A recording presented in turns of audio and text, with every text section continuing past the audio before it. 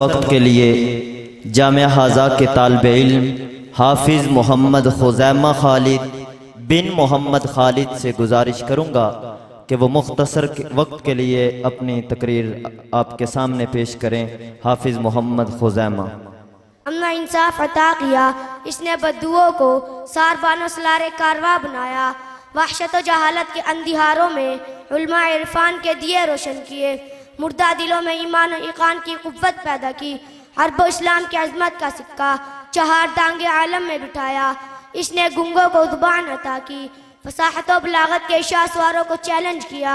इसने एहतसाब नफ्स और एहतसाब कायनात के पैगाम से दुनिया को रोशनास कराया और पूरी इंसानियत को बेदार करके इनके दिलों में इज्जत और हरमत, अमानत और दियानत, अस्मत और अफ़्फ़त, मुरव्वत और शुजाअत, कर्म सखावत और सालिह माशरा की तामीर की। इसके एक एक लफ्ज़, एक एक कलमा और एक एक तर्ज़ ताबीर ने कायनात पर गहरा असर डाला। इसके पैगाम ने नाख्वानदा जाहिल मुआशरा को खुद्दूसियों के मुकाम पर खड़ा कर दिया। हज़रात मुहतरम, और ताज्जुब ये है कि इसने यह हैरत अंगेज कारनामा सिर्फ 23 वर्ष के अरसा में पेश कर दिया।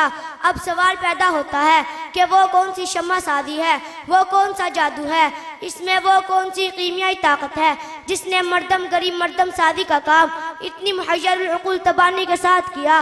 दरअसल बात यह है कि कुरान करीम के मुताल्लिक़ात इतने अजीम व बुलंद नतीजा खैज है जिनसे ज़्यादा रफ़ात व बुलंदी का तसव्वुर भी नहीं किया जा सकता, जिनकी शौकत व सल्तनत, कुव्वत व अज़मत के आगे कायनात का जर्रा जर्रा जबीन अक़ीदत खम करता है। कुरान मजीद किसका कलाम है, किसके वास्ते से नाजिल हुआ, किस शख्सियत पर नाजिल हुआ, इसका ज़माने नज़ूल और मकाम नज़ूल क्या है। यह कुरान इस वाजिबुल वजूद का कलाम है जो तमाम सिफ़ात कमालिया को मुस्तजमी है, जो बादशाहों का बादशाह, हाकिमों का हाकिम और आक़ाओं का आका है।